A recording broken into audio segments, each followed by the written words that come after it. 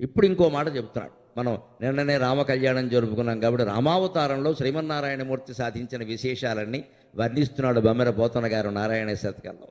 వరుసంత ఆటకి జంపి కౌశికమఖ స్వాస్థ్యమ్ము గావించి శంకరుడౌ వింటిని దృంచి శంకరుధన్వందియు దృంచి వరుసంత ఆటక జంపి కౌశికుమఖ స్వాస్థ్యమ్ము గావించి శంకరు విల్లందియు దృంచి జానకి జగన్ కళ్యాణమై తండ్రి పంపరుదారన్ వనభూమికేగి తండ్రి పంపరుదారన్ వనభూమికేగి జగదాహ్లాదంబుగా రావణున్ ధరణింగూల్చెను రామనామము రావణున్ ధరణింగూల్చిన రామనామము కడుంధన్యంబు నారాయణ. రామనవమి సందర్భంగా మనం రామావతారంలో శ్రీమన్నారాయణుడు సాధించిన విశేషాలు ఒక్కసారి గుర్తు చేసుకో. పైగా రామావతారం విశేషం ఏమిటంటే ఎక్కడా తాను భగవంతుణ్ణి అని చెప్పలేదు, మన్ని కూడా చెప్పొద్దనే అన్నాడు ఆయన. చెప్పొద్దు, అది ఎందుకు వచ్చిన కూడా ఊరికే. దేవుడు అనగానే మనం ఏం చేస్తామంటే దేవుడు కాబట్టి సాధ్యమైంది, దేవుడు కాబట్టి సాధ్యమైంది. రాముడు అలా చెయ్యలేదు. నేను మనిషినే సాధించానయ్యా కాళ్ళు చేతులతో, నువ్వు కూడా సాధించగలవు, దేవుడు కాబట్టి సాధించాడంటే ఏమిటి? మనకి ఎక్కడ జీవితంలో దెబ్బతింటాం, పురాణాలు తెలిసి కూడా, వేదాలు శాస్త్రాలు పురాణాలు ఉండి కూడా ఈ దేశంలో బతుకులు ఇంత దౌర్భాగ్యంలో ఎందుకున్నాయి, ఇంత అవినీతి ఎందుకుంది, ఇంత దుఃఖం ఎందుకుంది మానవుల జీవితాల్లో అంటే పురాణాలను మనం సరిగ్గా అర్థం చేసుకోవాలి. ఏదైనా ఘనకార్యాన్ని విష్ణువో రాముడో శివుడో సాధిస్తే దేవుడు కదండి సాధించాడు, మన వల్ల అవుతుంది ఏమిటి, నీ వల్ల అవుతుందని చెప్పారు వాళ్ళు, నువ్వు చేయమని చెప్పారు. ఈ మొత్తం కథలన్నీ ఎందుకంటే మనం చేయడానికి. వరుసన్ తాటక జంపి తాటకిని సంహరించాడు. అదే ప్రయాణంలో మీరు గమనించండి, రామచంద్రమూర్తి మనకి జీవితంలో ఎలా ఉండాలో చెప్పాడు రామనవమి సందేశంగా. అది ఒక్కటి గుర్తుపెట్టుకుంటే చాలు. ఎప్పుడు మనిషిలో 3 గుణాలు ఉంటాయి, ఏ జీవిలోనైనా అంతే. మనిషిలో ప్రధానంగా సత్వగుణం, రజోగుణం, తమోగుణం. సత్వగుణం అంటే ఇలాగే మంచి మాటలు వినడం, ఏదో మంచి పుస్తకాలు చదువుకోవడం, మనం చదివేదో మనం చదువుకోవడం, మన పని ఏదో మనం చేసుకోవడం, ప్రశాంతంగా ఉండడం, ఇది సత్వగుణం. అస్తమానం ఇలాగే ఉంటాం. వీటి రజోగుణం అంటే పోటీ పడుతూ ఉంటాం. ఇక్కడ మార్కుల్లో పోటీ, మూర్ఖత్వంలో పోటీ, దెబ్బలాటల్లో పోటీ, డబ్బులో పోటీ, ఇదే రజోగుణం. అది ఉందిగా మనకి. రజోగుణం నుంచే రాజకీయం అనే మాట వచ్చింది. రాజకీయం అంటేనే పోటీ. ఇక తమోగుణం నిద్ర, ఆలస్యం, బద్ధకం, హింస, ఇది తమోగుణం. ఇది కూడా మనలో ఉంది. నిద్రపోవడం తప్పు కాదు, తమోగుణం ఉండాలి. నిద్రపోయేటప్పుడు తమోగుణమే ఉండాలి, ఒళ్ళు తెలియకుండా పడుకోవాలి, లేకపోతే పొద్దున్న లేచి పని చేయలేము. అంటే తమోగుణం మనిషికి అవసరం. తమోగుణానికి అధిపతి శివుడు, ఆయన తక్కువడు ఏమిటి.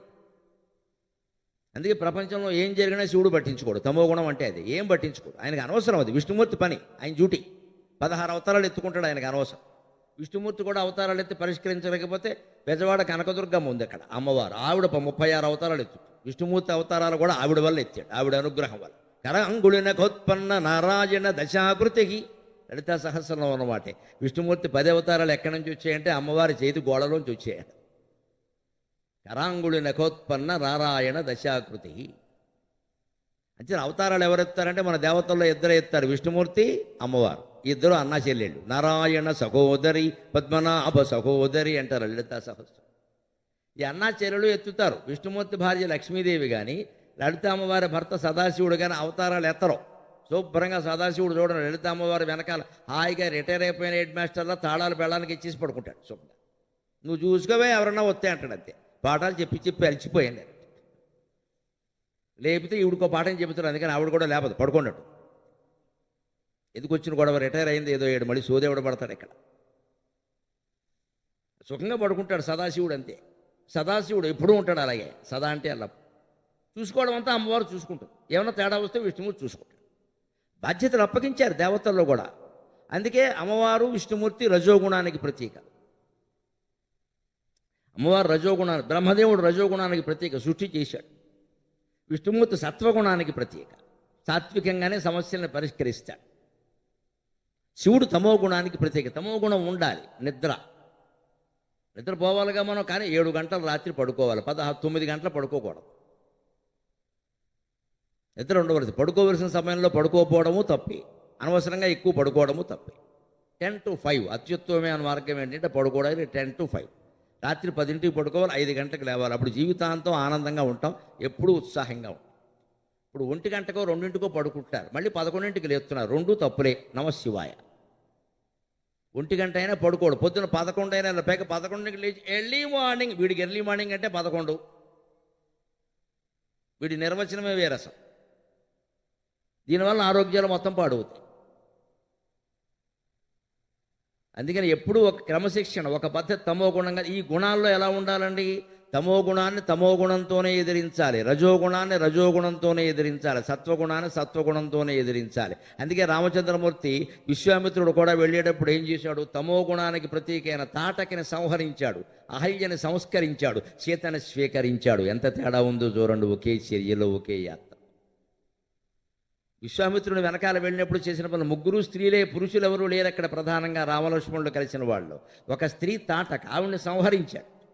రెండో స్త్రీ అహల్య, ఆశ్రమానికి వెళ్ళాడు, ఆవిడ్ని రాతిని నాతిగా సంస్కరించాడు. మూడో స్త్రీ సీత, ఆవిడ్ని శివధనుర్భంగం చేసి మెళ్ళో దండేసి స్వీకరించాడు. అంటే సారాంశం ఏమిటి? నీలో ఉండే తమో గుణాన్ని సంహరించు. రజోగుణం ఉంటుంది, చురుకుదనం, దాన్ని సంహరించక ప్రమాదం, బద్ధకస్తుడు అయిపోతాం. రజోగుణం ఉండాలి, చురుకుదనం ఉండాలి, యాక్టివ్నెస్ అంటారు, అది ఉండాలి. కానీ సరైన మార్గంలో ఉండాలి, సరైన మార్గంలో ఉండాలి. సమయానికి పాలల్లో పంచదార వేసుకుని తాగాలి, పాలల్లో గంజాయి పొడి వేసుకుని తాగుతున్నారు. నమశివాయ. ఎప్పుడు పడితే అప్పుడు బారేస్తే అలాగా పంచదార వేసుకుని తాగాలి. ఇప్పుడు మొత్తం డ్రగ్స్ కొత్త ఉపాయం ఒకటి కనిపెట్టారు. శతకోటి దరిద్రాలకు అనంతకోటి ఉపాయాలని చాక్లెట్లో పెడుతున్నారు, ఐస్ క్రీముల పైన జల్లుతున్నారు. అది సరిపోలేదు చెరగొట్టడానికి. ఇప్పుడు పాలల్లో గంజాయి పొడి, మిల్క్ షేక్, పెద్ద అరబ్ షేక్ లాగా మిల్క్ షేక్ అని చెప్పి వ్యాపారం పెడతాడు. మిల్క్ షేక్ చేస్తున్నాడు అనుకుంటాం, చేస్తున్నది గంజాయి వ్యాపారం. చెడిపోతున్నది ఎవరో తెలుసునా అండి? ఎంత దౌర్భాగ్యమో, జాగ్రత్తగా ఉండాలమ్మా. 7వ తరగతి 8వ తరగతి పిల్లలకు కూడా వచ్చేసింది. 7వ తరగతి అంటే 11 ఏళ్ళు కూడా ఉండవండి. అప్పటికి వాడికి డ్రగ్స్ అలవాటు పడితే రేపొద్దున ఏమైపోతాడు? ఇది మన పిల్లల విషయంలో మనకి జాగ్రత్త. ఎంతసేపు దయచేసి పెద్ద పెద్ద స్కూల్స్లో వేసేసి లక్షలు కట్టేసి వాళ్ళే చూసుకుంటారు. వాళ్ళు ఏం చూసుకోరమ్మా, మిల్క్ షేక్ అయిపోతాడు అంతే. వాడు శుభ్రంగా 6 ఏళ్ళు నీ దగ్గర 6 ఏళ్ళు 12 లక్షలు వసూలు చేసేసి మేము చదువు చెప్పామంటే మాకేం సంబంధం లేదు బాగుంటుంది. మనకున్న 2 పిల్లల్ని మనం చూసుకోలేని వాళ్ళ 200 మంది పిల్లల్ని వాళ్ళు ఎందుకు చూసుకుంటారండి? మన అజ్ఞానం. కానీ మనమే ఇంట్లో పెద్దాళ్ళని పెట్టుకుని పిల్లల్ని పెట్టుకుని జాగ్రత్త పడుతూ చూసుకోవాలి. అందుకోసం మన జీవితాన్ని మనమే పరిమితం చేసుకోవాలి. మనం సంపాదించడం ఒకటే ప్రధానంగా భావించకూడదు. సంపాదించింది సరిగ్గా వినియోగం అవుతుందా ముందు. ఇక్కడ తల్లి తండ్రి కలిపి లక్షల లక్షలు సంపాదించవచ్చు, వినియోగం ఎలా ఉంది? పిల్లలు చెడిపోతున్నారు ఆ డబ్బు వల్ల. క్రెడిట్ కార్డు పెట్టి 2 లక్షలు క్రెడిట్ పెట్టి క్రెడిట్ కార్డు ఇచ్చేస్తున్నారు. 10వ తరగతి కూడా చదవని వాడికి వాడు గీకేస్తున్నాడు ఇక్కడ షిక్ షిక్ అని. తర్వాత చెడిపోయాడంటే నువ్వు ఇచ్చేస్తేనే చెడ్డాడయా, లేకపోతే ఎందుకు చెడతాడు? నువ్వు ఇవ్వకూడదు, ఎందుకు చెడతాడో చూస్తా. ఈ విషయంలో ఇంకా తల్లి కంటే తండ్రి గట్టిగా ఉండాలండి, గట్టిగా అడగాలి. పేలిపోవాలి. మళ్ళీ మాట్లాడతాను, నాకు లెక్క చెప్పాల్సిందే. నీకు 100 రూపాయలు ఇచ్చాను, ఏం చేసావు చెప్పు. తల్లి వెంటనే భర్తను సమర్థించాలి, కొడుకును కాదు. నాన్నగారు అడుగుతున్నారు చెప్పమే, లేదా అన్నం పెట్టపో అని చెప్పాలి. మీరు వాడు ఖర్చు పెట్టారు, వాడు ఒకడో ఖర్చు పెడితే వచ్చింది. ఏదో సమర్థింపులు చేస్తే మొత్తం సంసారం నాశనం అయిపోతుంది. ఎప్పుడు పిల్లల ప్రవర్తన విషయంలో భార్యాభర్త ఒక్క మాట మీద ఉండాలి, ఒక్క మాట మీద ఉండాలి. ఏమన్నా అంటే పిల్లలకే చెప్పాలి, నేను మీ అమ్మ ఒకటే, పోతే నువ్వు బయటికి పోతావని చెప్పాలి. అప్పుడు ఖచ్చితంగా తల్లిని గౌరవిస్తాడు, తండ్రిని గౌరవిస్తాడు. ఎవరో ఒకరి పిల్లల్ని సమర్థిస్తారండి, నాశనం అయిపోదమ్మా జీవితం. అక్కడ ధర్మం తెలుస్తుంటే ఎలా సమర్థిస్తాం స్వయంగా? వాడు చెడిపోతున్నాడు ఓ పక్క. దానికే రామాయణం. తమో గుణాన్ని ఎప్పుడు సంహరించు. గోమ్మే కొట్టి నీలో ఉండే నిద్రని, బద్ధకాన్ని, ఆలస్యాన్ని, హింసాత్మక ఆలోచనని గోమ్మే కొట్టి మానిపించుకోవాలి నువ్వే. అదే తమో గుణాన్ని సంహరించాడు. రజోగుణం అహల్య, ఆవిడ్ని సంస్కరించాడు, తపస్సు చేసింది, సంస్కరింపబడింది, దోషాలు పరిహరింపబడ్డాయి. రామచంద్రమూర్తి ఆవిడ కాళ్ళకి దండం పెట్టాడు, పాదాభివందనం చేశాడు అహల్యకి. మా అరుంధతీ దేవితో సమానం అన్నాడు, మా అమ్మ కౌశల్యతో సమానం అన్నాడు. అహల్య ఘోరమో నేరమో చేస్తే ఎవరైనా తన తల్లితో పోలుస్తారా? అంత ఉన్నతుడు రామచంద్రమూర్తి. సీతాదేవి సత్వగుణం, ఎంత శాంతం, ఎంత సత్వం, ఎంత సంస్కారం. కాబట్టి శివధనుస్సు చేతం ఎక్కుపెట్టి ఆవిడ్ని మెళ్ళో దండేసి పెళ్లి చేసుకున్నాం. మనం సత్వగుణాన్ని అలా స్వీకరించాలి, దానికోసం కష్టపడి నేర్చుకోవాలి. ఇదే లెక్క ఇక. అందుకే వరుషం తాటక జంపి కౌశికు మఖస్వాస్యమ్ము గావించి, కుశికనందనుడైన కౌశికుడు విశ్వామిత్రుడు ఆయన యజ్ఞాన్ని కాపాడావయ్యా. శంకరు విల్లందియుదురించి శివధనుర్భంగం చేశావు. శంకరు విల్లంద్రియుదురించి జానకి తగన్ కళ్యాణమై, జానకీదేవిని పెళ్లి చేసుకున్నావు. జానక్యా కమలామలంజలి పుటే యా పద్మరాగాయితాగ న్యస్త రాఘవమస్తకే చ విలసత్కుంద ప్రసూనాయితాగ స్రస్త శ్యామలకాయకంతికలిత యా ఇంద్రనీలాయితాగ ముక్తాస్థా శుభదా భవంతు భవతాం శ్రీరామ వైవాహికాగ. నిన్న కళ్యాణ వేళ ఈ శ్లోకాన్ని మీరందరూ వినుంటారు. ఈ ఒక్క శ్లోకం సరిగ్గా అర్థమైతే దాంపత్యం చాలా బాగుంటుంది. తలంబరాలు పోయాట, ముత్యాల తలంబ్రాలు పోశారు. మనకు మళ్ళీ ముక్కుపోయిన బియ్యం పోసుకోవడం వాళ్ళకేం కర్మ. ఆవిడో మహారాజు కూతురు, ఈయనో చక్రవర్తి కుమారుడు, లోటు ఏమిటండి. అందుకే భద్రాచలంలో ఎప్పటికీ ముత్యాల తలంబ్రాలు పోస్తా. ఆ ముత్యాలు జానకీదేవి దోసిట్లోకి తీసుకుందిట. తీసుకునేసరి ఎర్రగా మారిపోయాడు. ముత్యాలు ట్రాన్స్పరెంట్. అమ్మవారి చేతులు ఎలా ఉన్నాయి? గులాబీ రంగులో ఉన్నాయి. గులాబీ రంగులో చేతులు ఉంటే ఐశ్వర్యం బాగా ఉంటుంది. ఆవిడ లక్ష్మీదేవి. అందుకని ఆవిడ చేతులు గులాబీ రంగులో ఉన్నాయి, మెరిసిపోతున్నాయి. ఇప్పుడు అందరు చేతులు చూసుకోకండి, ఇంటికి వెళ్ళి గులాబీ రంగు వేసేసుకోండి, గొడవలేదు. అన్ని పెయింటింగ్లు వచ్చాయి కదా, గోళ్ళకి రంగు వేసుకున్నట్టే అరచేతులు గులాబీ రంగు వేసేసుకుంటే దాంతో అన్నం తింటే శనొదిలిపోతుంది. మనం రంగు వేసుకోకూడదు, సహజంగా ఉండాలి. గులాబీ రంగులో లేవు అంటే ఖర్చు విషయంలో చాలా జాగ్రత్తగా ఉండాలి.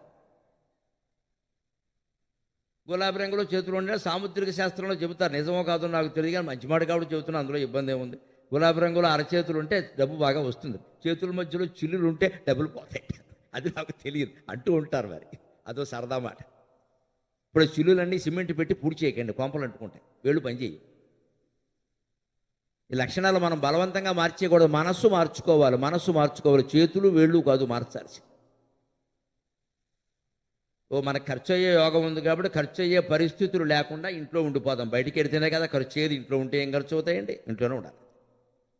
ఉన్న కాఫీ ఏదో కాచుకోవడం తాగడం అంతే. బయటికి వెళ్ళకుండా ఉంటే ఖర్చు అవ్వవు. ఇలాగ మన పరిస్థితులు మనం సరి చేసుకుంటే కాపురాలు బాగుంటాయండి.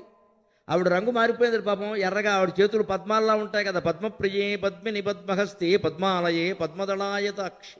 అమ్మవారు లక్ష్మీదేవి పద్మంలో పుట్టింది, పద్మంలో పెరిగింది, పద్మాలు చేతితో పట్టుకుంటుంది. ఆవిడ ముఖం పద్మం, కళ్ళు పద్మాలు, చేతులు పద్మాలు. పద్మాలను ఇష్టపడకపోతే దేన్ని ఇష్టపడుతుంది ఆవిడ? అందుకని ఆవిడ పద్మాల లాంటి అరచేతుల్లో పోసేసరికి ఆ ముత్యాలు లేత ఎరుపు రంగులో గులాబీ రంగులోకి మారిపోయాడు పద్మం. అప్పుడు చూసి రాముడు అనుకున్నట్ట, అయ్యి బాబోయ్ ఈ అమ్మాయి రంగులు మార్చేసింది అనుకోండి.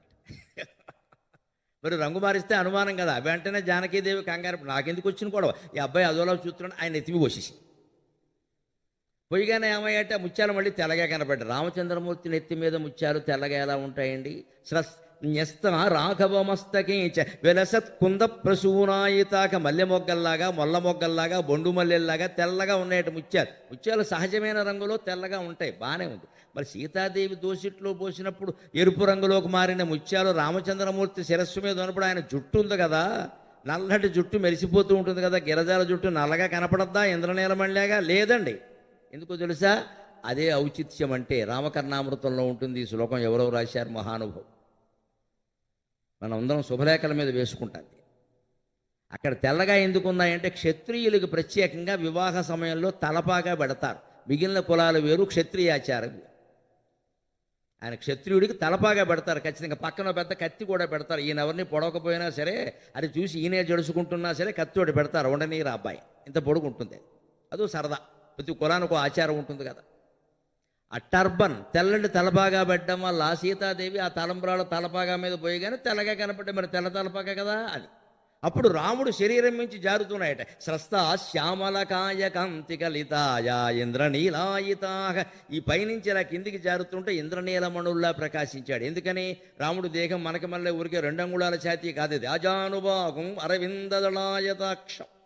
మంచి పొడుగ్గా ఉంటాడు మనిషి, ఛాతీ పొడుగ్గా ఉంటుంది. అందుకని పైనుంచి కిందికి జారుతూ ఉంటే ఆ ఛాతీ రంగు మేఘం రంగు ఉందే, ఆషాఢ మాసంలో ఉండే మేఘం రంగు, లేత నలుపు రంగు. ఆ నలుపు రంగు కనపడి ఇంద్రనీలమణుల్లో మారేయట. ఇంతకీ ఏమన్నాడు? అటువంటి రంగులు మార్చిన తలంబరాలు మీ వివాహ జీవితాన్ని కాపాడుగాక అంటే అర్థం ఏంటండి? జీవితంలో ఎప్పుడూ రంగులు మారుతాయి. ఉన్న ఐశ్వర్యం పోతుంది, అయినా దంపతులు కలిసే ఉండాలి. పిల్లలు కలగరు, అయినా ఆనందంగానే ఉండాలి. కలిగిన వాళ్ళు ఏడిపించుకు తింటారు, అయినా ఇద్దరూ కలిసే ఉండాలి. కొన్ని కుటుంబాల్లో కర్మ ఏమిటంటే ముందు సంతానం, తర్వాత సంతాపం. ఏదైనా మీటింగ్ పెట్టినప్పుడు చూడండి, మీటింగ్ ఫాలోడ్ బై డిన్నర్ అంటారు. అలాగే సంతానం ఫాలోడ్ బై సంతాపం. అంతే మరి కర్మ, ఏం చేస్తాం. కానీ భార్యాభర్త ఐకమత్యంగా ఉంటే పిల్లల ద్వారా ఎన్ని కష్టాలు వచ్చినా భరించవచ్చు, ఏం పర్వాలేదు. పిల్లాడు చెడిపోతున్నాడు అని అనిపిస్తే భార్యకి భర్త, భర్తకి భార్య, తల్లిగా తండ్రిగా మారిపోవాలి. వెంటనే అక్కడ భార్యాభర్త కాదు, పాత్ర మారిపోవాలి. పర్వాలేదు, నేను చూస్తానులే, నువ్వు ఊరికి ఆలోచించి అనారోగ్యం తెచ్చుకోక నువ్వు కూర్చో, నేను చూస్తానులే వాడి సంగతి అయిన మొగాడు గ్యారంటీ ఇవ్వాలి. అప్పుడు ఆ భార్య కొంత నిశ్చింతగా ఉంటుంది. కనీసం నువ్వే ఇలా చేసావు అంటే చచ్చి ఊరుకుంటుంది ఆవిడ. ఇప్పుడు ఒకరినొకరు నిందించుకోవడం కాదు ఇక్కడ, వాడు చెడిపోయాడు. అక్కడ వాడిని ఏదో చెయ్యాలి, ఇద్దరు అనుకోవాలి కూర్చుని. కానీ నిందించుకుంటే అలాగా నువ్వు అనవసరంగా పుట్టింటికి నీతో పాటు తీసుకెళ్ళావు, మీ మామయ్య మీ తమ్ముళ్ళు అక్షరాలు వచ్చావు. వాడు ఎందుకమ్మా ఇవన్నీ అనవసర మాటలు. ఇక నీ తమ్ముడు ఏమైనా గొప్పవాడా, వాడేమైనా కంసుడా, వీడేమైనా లక్ష్మణుడా? ఈ అనవసరం మనం అందరం చేసే పిచ్చి పని ఇదేనండి. అసలు సమస్యను పరిష్కరించడం మానేసి మొత్తం కెలుక్కుంటాం. ఇక్కడ సమస్యలను ఎప్పుడు చిలకాలమ్మా, కెలకూడదు. కెలికితే వెన్న వస్తుంది, కెలికితే కంపు వస్తుంది. సమస్యను చిలకడం అంటే ఎక్కడ ఆ సమస్య ఉందో దాని గురించే మాట్లాడటం. అక్కడే ఉన్న కవ్వం పెట్టి చిలికేటప్పుడు ఏం జరుగుతుందో చూడండి. కవ్వం కొండంతా తిరగదు, పగిలిపోతుంది. తిరిగితే కొండ పగిలిపోతుంది. కవ్వం ఒకచోటే ఉంటుంది. ఇలా ఇలా ఇలా అంటారు. అక్కడి నుంచే ఈ తరంగాలు వ్యాపిస్తాయి. అది చిలకడం అంటే సమస్యను ఎదుర్కోవాలంటే చిలకాలి. దాంతోనే ఉండు, దాని దగ్గరే ఉండు. అది ఎలా వచ్చిందో ఆలోచించు. వీళ్ళని కలపకు, చేర్చకు, పేర్చకు, పెంచకు, గతంతో కలపకు, భవిష్యత్తును చూసి భయపడకు. Try to solve the problem as it is. అక్కడే ఆ క్షణంలోనే దాంతోనే ఉండు, తెలుస్తుంది నీకు రహస్యం. అప్పుడు పరిష్కరిస్తాం. మనం ఏం చేస్తాం, వీడి పోలికని వాడి పోలికని అక్కడి నుంచి ఫలానా 16 ఏళ్ల వరకు బాగానే ఉండేవాడు, 17వ ఏట మొదలైంది ఈ డైనింగ్ టేబుల్ దేనికి ఇక్కడ నీకు? అక్కడి నుంచి జాతకాలు, గొడవలు, ఇంక ఇన్ని మామూలుగా ఉండదు. ఇంకా మొత్తం ఏళ్ళ